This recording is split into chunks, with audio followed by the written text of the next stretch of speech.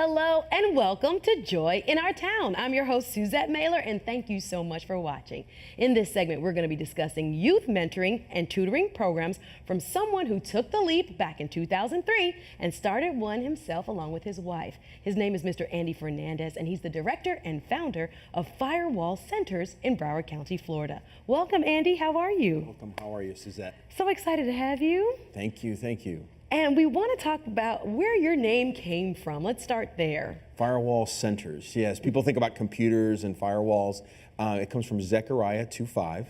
God will be a wall of fire around his people and the glory within. It's about bringing restoration, protection, blessing to students in Broward County. So who do you serve at Firewall Centers? We serve middle and high school kids, mostly in low-income schools, about 97% minority students in the lowest performing middle and high schools in the county.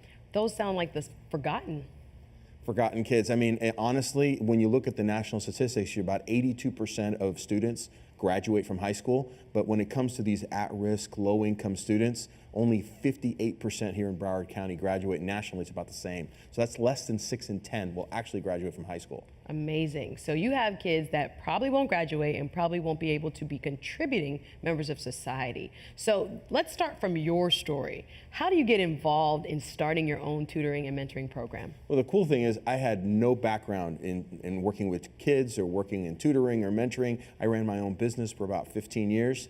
And then a 13-year-old girl, my daughter was 13 at the time, in a trailer park here in town, here in Fort Lauderdale, overdosed on heroin. Wow. Her parents were involved in drugs. She had no supervision, nobody there for her. And it was just a God moment for me. And I felt like we needed to go in there and make a difference in those kids' lives. And from that, it's evolved into what it is now. So you left your business not having any background in any type of youth or mentoring services? Nothing like that. Thankfully, my wife does have a teaching background, so she kind of pushed me. But realistically, at least in my case, I had no background. Wow. So that story is so powerful. A 13-year-old girl overdosing on heroin. Let's talk a little bit about the factors that are present that lead to something like that happening. What are your students' backgrounds? What do you see as some of the environments they're growing up in? Well, the problem for a lot of the kids is they don't have that accountability at home. They have single-parent homes, low income. Their surroundings, their neighborhoods aren't where they need to be. So with us, we're able to be there for them every single day. I mean, realistically, what you get is these kids go home to an empty home. They have to walk home. They're on their own. Sometimes they have good parents. But again, parents that may be working 2 or 3 jobs to just make ends meet. Other cases, we have immigrants that are coming from Haiti, they're coming from Central and South America. They don't have the background where they can help their students. So these students come home to empty homes and students in places where the parents can't really help them. Wow. So you guys started out in 2003 as a ministry, and then you moved into the public schools in about 2012. Tell us about that transition. Yeah, we just felt like in order to really impact more kids, we couldn't just focus on one neighborhood. We went ahead and we focused on public schools. We started with one in 2012, with about 30 kids, and now this next year we expect to be in about between 10 and 12 schools, middle schools, high schools, serving between 500 and 600 students every single day. So tell us more about your curriculum. You're a Christian-based outreach program. And so tell us about how you are teaching and what you're teaching these young people. Well, obviously we're in the public schools, so some limitations on what you can and cannot do, but the reality is we focus our curriculum on servant leadership. And Jesus is, in our opinion, the ultimate servant leader, but we obviously talk about Martin Luther King, we talk about Mother Teresa, we talk about all kinds of different servant leaders that can impact students through their story. So we do feature that, although obviously focusing on their academics and making numerical impact in their ABC grades, their test scores. That's what the school is looking for, and that's what we're able to do because we're there with them for a couple of hours every single day, all school year long. And the cool thing is we start with them in 6th grade, but then we open programs for high school as well. So they can be with us for as many as 7 years. Wow. And our staff, that's an important part of it too, because our staff is, rather than being adults and people that aren't cool like me, you know, what we have is a lot of our staff are college students. They're in college, they're doing a part-time job where they're able to impact these young lives. They're like big brothers, big sisters, and that's the whole thing. What we talked about, what is happening in the home, the family breaks down. And what we become is kind of a substitute or at least an additional family for a lot of these kids. And that relationship makes a big difference. And we have a lot of accountability. I mean, we actually, believe it or not, we check their grades online every day. I've got kids at home. When they get home, hey, did you do your homework? Did you check, what did you get on this test? What we have is this college student who now only has 10 of them. They're checking their grades every day. And when they come in, they're saying, did you turn this in? Why didn't you turn this in? It becomes like home. So it sounds like a very personalized approach because that one-on-one time with a young person can really make a difference. So what is their end goal? Do they graduate through your program? Or is it through the summer as well? Or is it after school? Describe more about how people can find you and what it will be like. Right. We work with the school, so we're bringing kids right in that school that we're based out of, whichever, again, we'll have about 10 or 12 next year.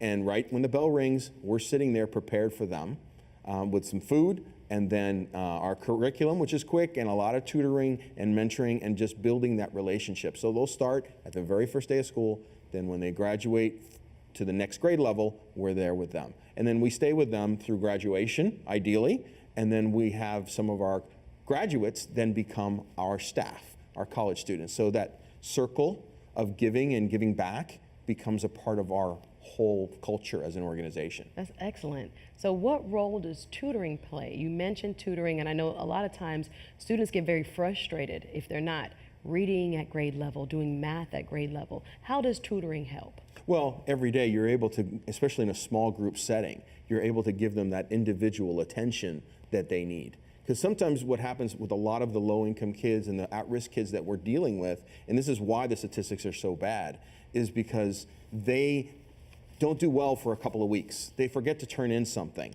They get discouraged, and then they give up, and they say, hey, I'll make it up next semester, next quarter. We don't let them do that. We actually are on top of them every day. Wonderful. We'll email teachers, parent-teacher conferences, whatever we have to do to keep them on task, keep them accountable. Because these kids need structure. They need someone who cares enough to be on them. And when it's a college student that they really admire, they really will go all out to impress them. I think it's great because they also have a built-in role model. Absolutely. So they're not only getting coached by this young person, but that person is already in college. And it says, I can be there too. So tell us a little bit more about what you do as far as your outreach to parents. I think parents have a very tough job.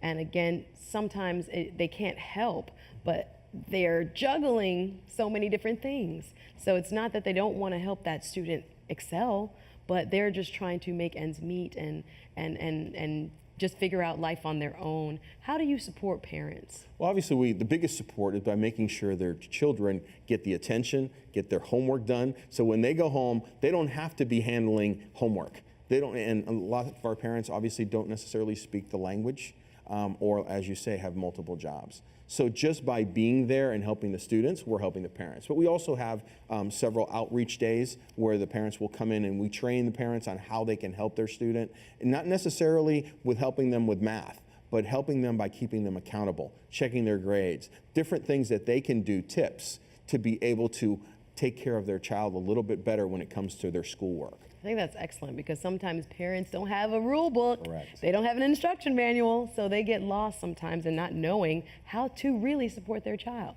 So what happens if these children don't have Firewall centers? What can we expect? Because sometimes I know people are watching and they're thinking, well, we can't do everything, but we're definitely having an impact here. What would happen to these young people if there were no Firewall centers? The problem is that you have, the prison population is made up of these students. And that's the problem. Dropouts from high school are 8 times more likely to end up in prison than they are contributing to society. So besides giving them that academic support, which ultimately results in graduation and becoming a contributing member to society, we're also developing their character through our curriculum, which makes them very good people moving forward. And that's the whole part of it. You got to develop the whole young person. Absolutely. Because as much as tutoring helps, if their character is wrong, then you just have a really smart bad person. Exactly. And that's not what we need. Exactly. So tell us a success story. Well, I mean, we've got obviously a lot of success stories. I like to, one particular story, because that 13-year-old girl that died in that trailer park, we started working in that trailer park. And there's another young lady who our first year that we started, her name was Anna, and she started our program right then and there and in that trailer park. And her mom, single mom, 4 kids, different fathers, and she didn't make wise choices, but she tried to get her child into Firewall. And what we have been able to do is her and her sibling, not only did they succeed academically, where they developed, they graduated, which was the first step. Second, they've gotten scholarships through college. Now, in Anna's case, not only is she finished her AA this year, but she has been our staff for the last 3 years. She runs a center with 40 kids in it, so she is now their role model. Wow. And then she just got accepted into the teaching program at a university, so she is going to be, she's finished her AA, she'll have, in 2 years, she'll be a kindergarten teacher. Excellent. And that is an incredible story of transformation from a mom who wasn't able to do a lot, but at least she got her child into this, and Anna has been running with it. About how many students do you serve each year? Right now, we expect next year to serve between 500 and 600 kids every single day across 10 to 12 schools. That's amazing. Well, we know you are a man of God and that you really are focused on showing love, showing the love of Jesus, particularly to our young people. What is your favorite guiding Bible verse? Romans 8:28, I can do all things, or God will make everything work out for good. And if you focus on that, when you get challenges, you know that in the end, God's going to make that thing work out. And when you're dealing in the public schools and you're dealing with a lot of kids and a lot of families that are struggling, you have to look and say, you know what, maybe this didn't work out exactly the way I wanted to right now, but God's going to make it happen in the right way in the future, as long as you stay focused. Excellent. We have about a minute left. What do you find most rewarding about this type of work? Well, when you have an Anna, when you have an Angela, when you have these different kids come back and give back and understand the value of what God, what faith, what academics, what helping others makes a difference in their life, and they want to give back, that's really what makes a difference. I mean, when I think back to the 13-year-old girl, I say, wow, if we would have been there for her, her future would have been different. Wow.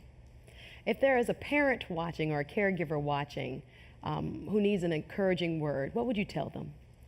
Focus on loving your child and keeping them accountable every single day.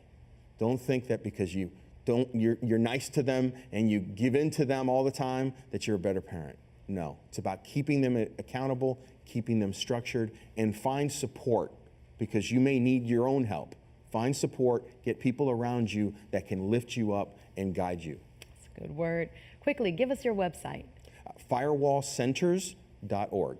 Firewallcenters.org. Well, we want to thank Mr. Andy Fernandez for the work he's doing. Continue to serve our young people. I'm so excited to hear about the success and how much your program has grown, and I hope you've been inspired at home. Don't go anywhere. There's a lot more joy in our town to come. Stay tuned.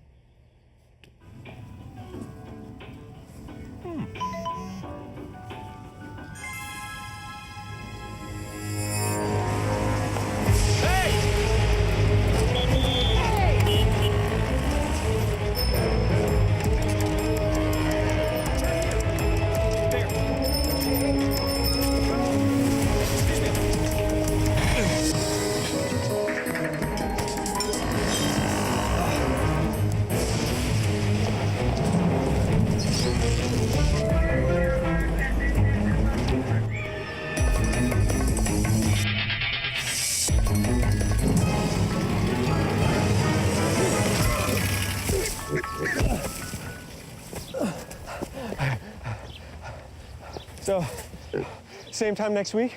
Well, of course. Put away a few bucks, feel like $1 million. For free tips to help you save, go to Feed the Pig.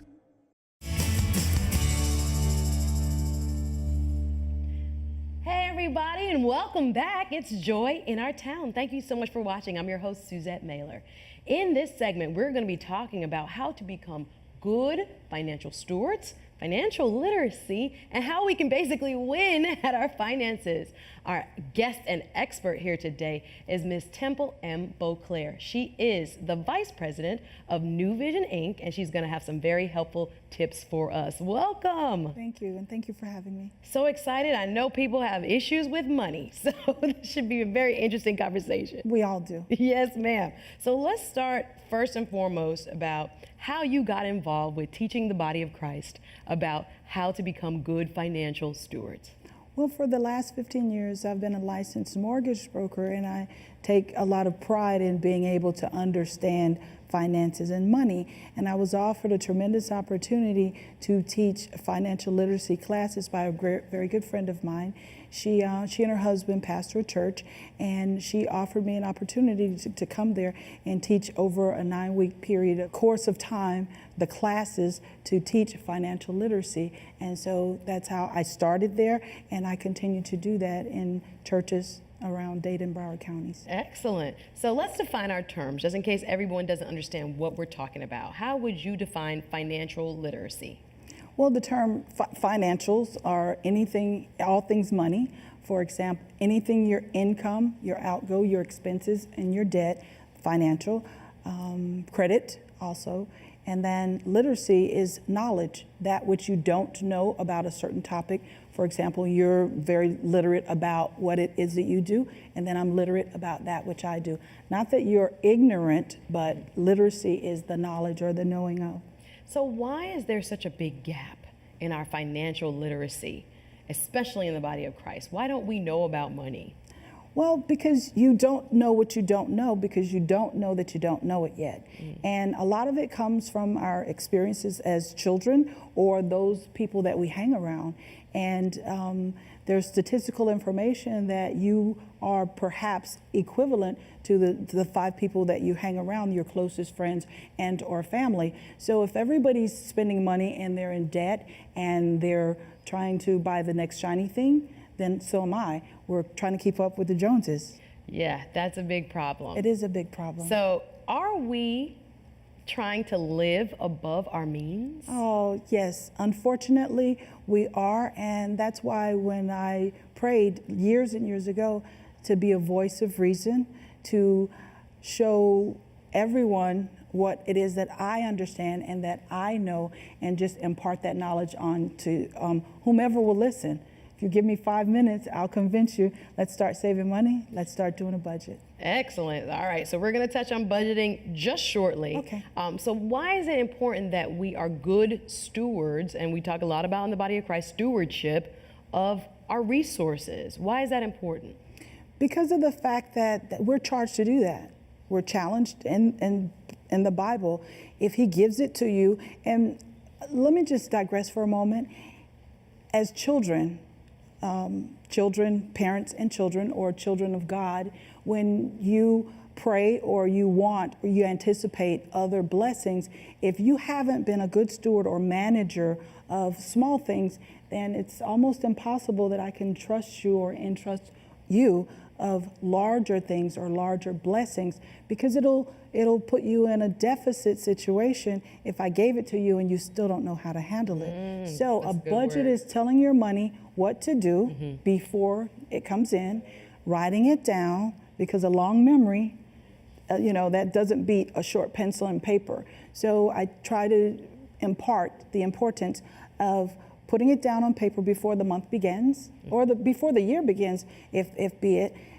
Before the time begins, you write it down, you tell it what to do, and then you monitor it all along the way, and you make sure that it's disciplined. You discipline your money. Don't let the money rule you. You rule over the money, and you show it what to do. You show it what you want it to do. Ms. Temple, you said a mouthful there, so we're going to break that down. So first I heard you say that God wants us to be blessed. Yes. But if we're not good stewards Abundantly. of the little, Absolutely. we may not be ready to be good stewards of the much. So it sounds like we need to start with some basic biblical principles. What does God say about money?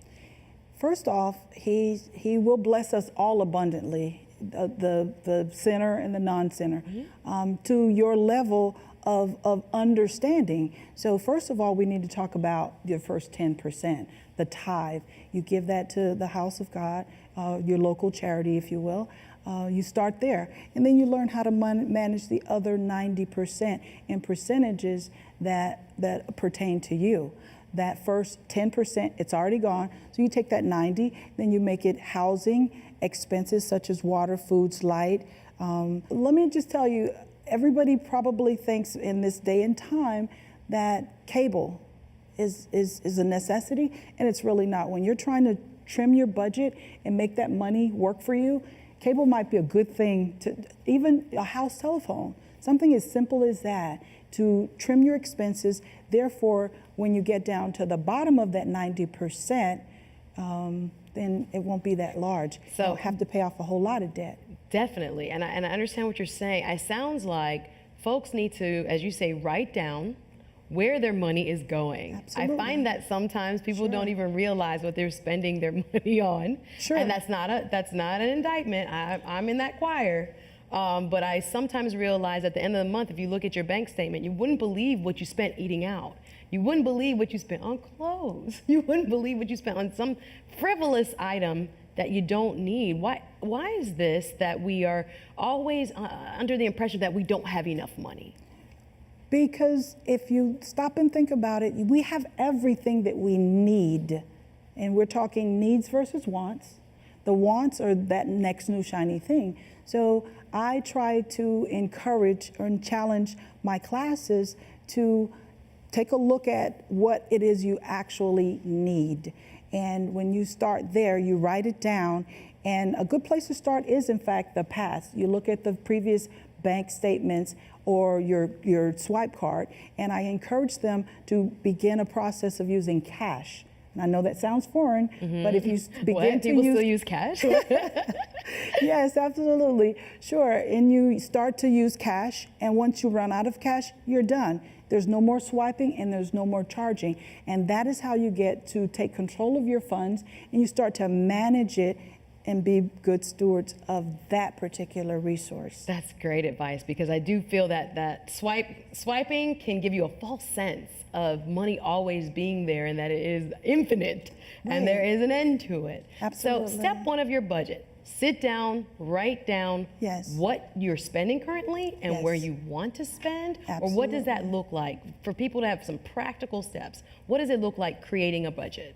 To create the budget would be, again, I keep going back to that 10% because that is the blessing. Once you do that, then everything else will definitely fall in place. And you'll find that once you do that, you become abundantly blessed. And you don't do it because of that, but it just happens.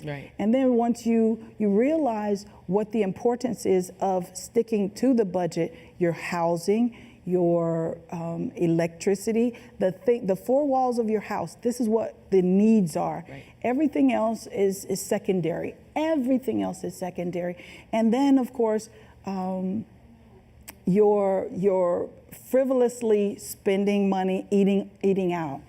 Once you get a handle on that, and really think about it, your home cooked foods are better for you, and you can become more disciplined, and you can finance $100 a month. That may not sound like a lot of money, but it's tremendous if you start to put it on paper and plan out your meals. Because discipline, think about it, success is discipline over time. And once you get a system in place that saves your time, energy, and money, system, saving you time, energy, and money. Once you get a system in place over time, it becomes very easy, and you begin to, it's a habit. Yes. That'll work for you. Practice makes perfect. Start. No, perfect practice makes perfect. Oh, perfect practice makes perfect. Okay. Yes, it but does. You do have to start. You have to start the discipline of knowing what you're spending and where it's going. Yes, absolutely. So let's talk a little bit about debt repayment. A lot of people are in debt, whether it's school debt, whether it's personal debt, credit cards, a car loan, home. What is your take on what we should be doing about our debts? we should get it down. Certainly, it should be reduced and or eliminated as quickly as possible. And when you asked before, I didn't touch on the budget. That's a part to pay down the debt, to eliminate the debt in such a fashion that you write it down on paper, the smallest debt to the largest debt. And then you start to pay them off, the minimum payments on the larger debts, just whatever the minimum is, and then you attack them smallest to largest, paying off the smallest debt, and that way that one's gone. The next month, then you attack the next one, and the next month you attack it in that fashion. And then over a period of time, discipline, time, okay, and then you're done. Wonderful. Talk a little bit about credit. Why is credit important? Actually, I believe that if we lived a debt-free life, financial independence, then we're our own creditors. Because one of my favorite verses is it's Proverbs 22:7, that the rich rule over the poor and that the borrower is slave to the lender. And I don't know if you've ever borrowed money before, but if and when the time came for me to borrow money, I always felt funny about it. So that said, I believe that wisdom is one of the wealthy or rich things that you can have. Not necessarily money, the rich ruling over the poor, but the people with the knowledge, the individual who understands finances and their own money. So that said, you take a look at a budget. And I know that my classes get so tired of me saying budget, budget, budget, but absolutely, it's necessary. Starts there. Well, we have a couple of minutes. There. Are there any other prominent financial problems that you see and how they can be tackled? Absolutely. Debt management, credit management. Very succinct and specific ways of handling and getting out of debt would be to first of all, curb your spending. Get a hold of the credit cards and let's manage your credit very effectively. Absolutely. And there are methods that we use to do that, to tackle that as well. And that would be the avalanche instead of snowballing. The avalanche would be the credit reduction, the credit elimination. Those are two totally different things. Credit management is a little bit different than debt management. Excellent. But we have a solution for that as well. It sounds like it. So if folks want to find out more about New Vision Inc., where can they find you? I'm at www.newvision, and that's vision, V-I-I, because it takes two eyes to see this concept, and that's newvisionlife.com. Excellent. Well, we want to thank you so much for coming. Pleasure's all mine. So much good information. I know that there are a lot of folks sitting at home thinking about, when am I going to spend time and actually create that budget? But take heart, it just takes a little bit of discipline over time. Absolutely. That we can become better stewards of our money. We want to thank you so much for tuning in today. You've been watching Joy in Our Town. I'm your host, Suzette Maylor. We'll see you again next time. Thank you.